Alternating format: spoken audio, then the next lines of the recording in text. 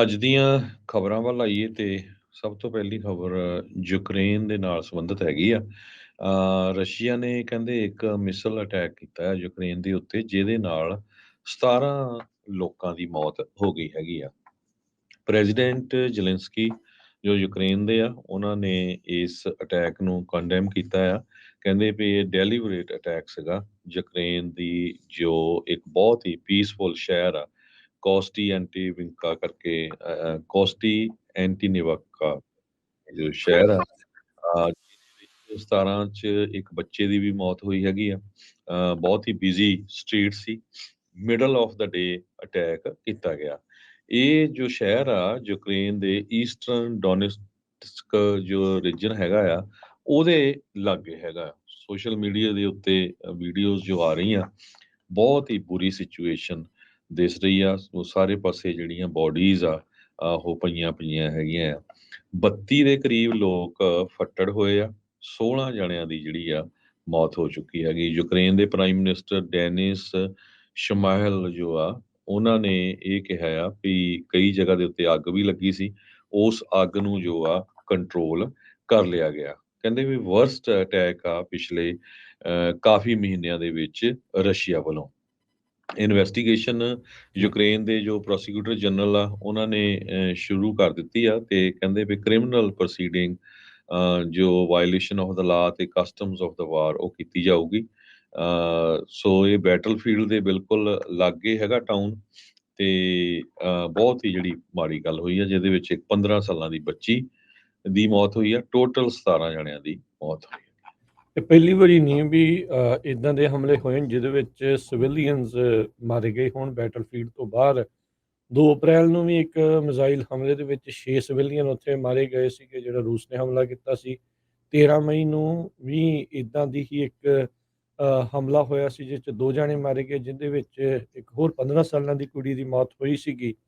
ਤੇ ਇਦਾਂ ਹੀ 24 ਜੁਲਾਈ ਨੂੰ ਵੀ ਇੱਕ ਹਮਲੇ 'ਚ 2 ਬੱਚਿਆਂ ਦੀ ਜਿਹੜੀ ਉਹ ਮੌਤ ਹੋਈ ਸੀਗੀ। ਸੋ ਇਹ ਬਾਰ-ਬਾਰ ਇਦਾਂ ਦੇ ਹਮਲੇ ਜਿਹੜੇ ਹੋ ਰਹੇ ਆ। ਬਖਮੂਤ ਤੋਂ 17 ਮੀਲ ਦੂਰ ਇਹ ਇਲਾਕਾ ਸੀ ਜਿੱਥੇ ਇਹ ਹਮਲਾ ਹੋਇਆ ਆ। ਬਖਮੂਤ ਦਾ ਇਲਾਕਾ ਜਿਹੜਾ ਡੌਨਸਕ ਦਾ ਇਲਾਕਾ ਆ, ਇਸ ਦੇ ਉੱਤੇ ਇਸ ਟਾਈਮ ਰੂਸ ਉਹ ਕਾਬਜ਼ ਹੋਇਆ ਪਿਆ ਆ। ਤੇ ਰੀਸੈਂਟਲੀ ਆਪਾਂ ਕੱਲ੍ਹ ਵੀ ਖਬਰ ਕਰ ਰਹੇ ਸੀ ਵੀ ਉੱਥੇ ਇਸ ਵੀਕਐਂਡ ਦੇ ਉੱਤੇ ਉਹਨਾਂ ਨੇ ਮੇਬੀ ਆਪਣਾ ਜਿਹੜੇ ਇਲੈਕਸ਼ਨਸ ਵੀ ਜਿਹੜੀਆਂ ਉੱਥੇ ਕਰਾਉਣੀਆਂ ਆ, ਫਾਰਸ ਇਲੈਕਸ਼ਨਸ ਵੀ ਜਿਹੜੀਆਂ ਉਹ ਕਰਵਾਈਆਂ ਜਾ ਸਕਦੀਆਂ ਹੈਗੀਆਂ ਉੱਧਰ ਇਸੇ ਨਾ ਤਰ੍ਹਾਂ ਜੀ। ਜੇ ਯੂਕਰੇਨ ਦੀ ਗੱਲਬਾਤ ਅੱਗੇ ਕਰਦੇ ਜਾਈਏ, ਅੱਜ ਯੂਐਸ ਦੇ ਸੈਕਟਰੀ ਜੋ ਹੈਗੇ ਆ, secretary of state Tony Blinken, ਉਹ ਕੀਵ ਦੇ ਵਿੱਚ ਪਹੁੰਚ ਚੁੱਕੇ ਆ, ਜੋ ਯੂਕਰੇਨ ਦੀ ਰਾਜਧਾਨੀ ਆ। ਉੱਥੇ ਉਹਨਾਂ ਨੇ ਸਟੇਟਮੈਂਟ ਦਿੱਤੀ ਆ ਵੀ ਰਸ਼ੀਆ ਨੇ ਫੁੱਲ ਸਕੇਲ ਇਨਵੇਜਨ ਦੀ ਤਿਆਰੀ ਕੀਤੀ ਹੋਈ ਆ। ਉਸ ਨੂੰ ਰੋਕਣ ਦੇ ਲਈ ਕਹਿੰਦੇ ਵੀ ਅਸੀਂ ਯੂਕਰੇਨ ਦੇ ਨਾਲ ਆ ਬਿਲਕੁਲ। ਕਹਿੰਦੇ we will walk side by side, ਤੇ ਨਾਲ ਦੀ ਨਾਲ $1 ਬਿਲੀਅਨ ਦੇਣ ਦਾ ਵੀ ਜਿਹੜਾ ਆ ਪ੍ਰੋਮਿਸ ਕੀਤਾ ਹੈਗਾ ਆ ਅਮਰੀਕਾ ਨੇ। ਹੁਣ ਤੱਕ ਬਿਲੀਅਨਸ ਆਫ ਡਾਲਰ ਜਾ ਚੁੱਕੇ ਹੈਗੇ ਅਮਰੀਕਾ ਤੋਂ। ਤੇ ਉਹ ਕਹਿੰਦੇ ਵੀ ਅਮਰੀਕਾ ਦੀ ਜਿਹੜੀ ਸਪੋਰਟ ਆ, ਇਸੇ ਤਰ੍ਹਾਂ ਯੂਕਰੇਨ ਨੂੰ ਚੱਲਦੀ ਰਹੂਗੀ।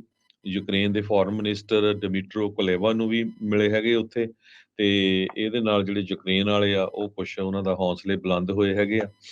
ਤੇ ਇਹਦੇ ਵਿੱਚ ਜੋ ਮਨੀ ਦਿੱਤਾ ਗਿਆ ਆ, ਪੈਕੇਜ ਦਿੱਤਾ ਜਾਣਾ ਹੈ ਹੁਣ $1 ਬਿਲੀਅਨ ਦਾ। ਉਹਨਾਂ ਦਾ ਯੂਰੇਨੀਅਮ ਮੁਨੀਸ਼ਨਸ ਜੋ ਕਾਫੀ ਡਿਪਲੀਟਡ ਆ, ਉਹਨੂੰ ਇੱਕ ਤਰ੍ਹਾਂ ਦੇ ਨਾਲ ਇੰਪਰੂਵ ਕਰਨ ਦੇ ਲਈ ਜੀ ਯੂਕੇ ਦੇ ਡਿਫੈਂਸ ਮਿਨਿਸਟਰੀ ਨੇ ਵੀ ਕਨਫਰਮ ਕੀਤਾ ਹੈ ਵੀ ਉਹ ਵੀ ਜੋ ਕਾਫੀ ਸਮਾਨ ਆ ਜੋ ਮਿਲਟਰੀ ਦਾ ਭੇਜਣ ਜਾ ਰਹੇ ਹੈਗੇ। ਜੀ ਬਿਲਕੁਲ ਇਹ ਵਿਜ਼ਿਟ ਕਹਿੰਦੇ ਵੀ ਉਦੋਂ ਆਈ ਆ ਅਮਰੀਕਾ ਦਾ ਕਹਿ ਸਕਦੇ ਆ ਵੀ ਸਭ ਤੋਂ ਵੱਡਾ ਇਸ ਟਾਈਮ ਮੌਜੂਦਾ ਜਿਹੜਾ ਸਟੇਟਸਮੈਨ ਕਹਿ ਲਓ ਵੀ ਮੇਨ ਜਿਹਨੇ ਨੈਗੋਸ਼ੀਏਟ ਕਰਨਾ ਆ, ਸੈਕਟਰੀ ਆਫ ਸਟੇਟ ਆ, ਉਹ ਉੱਥੇ ਪਹੁੰਚੇ ਆ। ਯੂਕਰੇਨ ਦੇ ਦੁਆਰਾ ਪਿਛਲੇ ਕਈ ਮਹੀਨਿਆਂ ਤੋਂ ਰੂਸ ਅਧੀਨ ਆਏ ਇਲਾਕਿਆਂ ਨੂੰ ਵਾਪਸ ਲੈਣ ਦੀ ਕਵਾਇਦ ਸ਼ੁਰੂ ਹੋਈ ਹੈ ਅਤੇ ਉਹ ਕਹਿੰਦੇ ਵੀ ਕੀਵ ਵਾਲੇ ਕੁਝ ਹਿੱਸਾ ਵਾਪਸ ਲੈਣ 'ਚ ਕਾਮਯਾਬ ਵੀ ਜਿਹੜੇ ਉਹ ਹੋਏ ਆ। ਸੋ ਇਹਨਾਂ ਨੂੰ ਜਹਾਜ਼ ਵੀ ਮਿਲਣੇ ਆ, ਟੈਂਕ ਵੀ ਮਿਲਣੇ ਆ, ਬਾਕੀ ਹੋਰ ਸਪੋਰਟ ਵੀ ਬਥੇਰੀ ਆ ਉਹ ਮਿਲ ਰਹੀ ਹੈ ਦੁਨੀਆ ਦੇ ਹੋਰ ਮੁਲਕਾਂ ਦੇ ਕੋਲੋਂ। ਹੁਣ ਤੱਕ ਬਲਿੰਕਨ ਹੁਣਾਂ ਨੇ ਕੀਵ ਦੇ ਵਿੱਚ ਆਉਣ ਤੋਂ ਪਹਿਲਾਂ ਪ੍ਰੈਜ਼ੀਡੈਂਟ ਬਾਈਡਨ ਨੂੰ ਕਿਹਾ ਸੀਗਾ ਵੀ ਸਾਨੂੰ $24 ਬਿਲੀਅਨ ਹੋਰ ਦੇਣਾ ਚਾਹੀਦਾ ਹੈ ਯੂਕਰੇਨ ਦੀ ਮਦਦ ਦੇ ਲਈ, ਜੇ ਆਪਾਂ ਰੂਸ ਨੂੰ ਇਸ ਦੇ ਵਿੱਚ ਹਿਲਾਉਣਾ ਆ। ਉੱਦਾਂ ਜੇ ਦੇਖਿਆ ਜਾਵੇ ਅਮਰੀਕਾ ਦੇ ਵਿੱਚ ਲੋਕਾਂ ਦੀ ਸਪੋਰਟ ਇਸ ਕੰਟੀਨਿਊਡ ਫੰਡਿੰਗ ਦੇ ਲਈ ਉਹ ਥੋੜ੍ਹੀ ਜਿਹੀ ਮੱਠੀ ਢਿੱਲੀ ਜਿਹੜੀ ਉਹ ਪੈਂਦੀ ਨਜ਼ਰ ਆ ਰਹੀ ਹੈਗੀ ਆ। ਸੋ ਉਹਨਾਂ ਨੇ ਕਿਹਾ ਵੀ ਅਸੀਂ ਲੌਂਗ ਹਾਲ ਦੇ ਲਈ ਹਾਂ, ਇਸ ਦੇ ਵਿੱਚ ਇਵੈਂਚੁਅਲੀ ਦੇਖਣਾ ਹੋਊਗਾ ਵੀ ਕਿੰਨਾ ਵਕਤ ਹੋਰ ਲੱਗਦਾ ਹੈ। 1.5 ਸਾਲ ਹੋ ਚੁੱਕਾ ਹੈ ਇਸ ਹਮਲੇ ਨੂੰ, ਇਨਵੇਜਨ ਨੂੰ ਸ਼ੁਰੂ ਹੋਏ ਰੂਸ ਦੇ ਦੁਆਰਾ ਯੂਕਰੇਨ ਦੀ ਜਿਹੜਾ ਉਹ ਉੱਤੇ।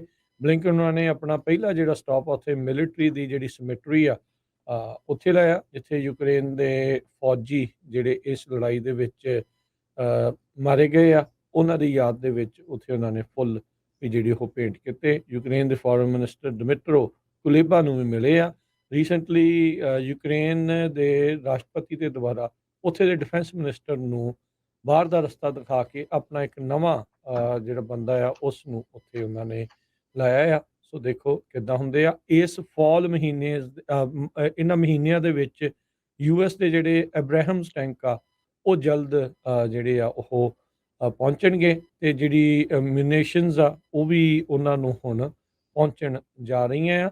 ਸੋ ਜੰਗੀ ਪੱਧਰ ਤੇ ਹੀ ਚੱਲ ਰਿਹਾ ਆ ਹਰਜੋਤ ਸਿੰਘ ਜੀ ਇਹ ਕੰਮ, ਤੇ ਓਵਰਆਲ ਦੇਖੋ ਕਿੰਨਾ ਵਕਤ ਜਿਹੜਾ ਉਹ ਲੱਗਦਾ ਆ। ਇਹ ਪਹਿਲੀ ਵਾਰੀ ਨਹੀਂ, ਇਸ ਤੋਂ ਪਹਿਲਾਂ ਵੀ ਮਾਰਚ 2022 ਦੇ ਵਿੱਚ ਐਂਥਨੀ ਬਲਿੰਕਨ ਆ ਉਹ ਜਾ ਕੇ ਆਏ ਸੀ।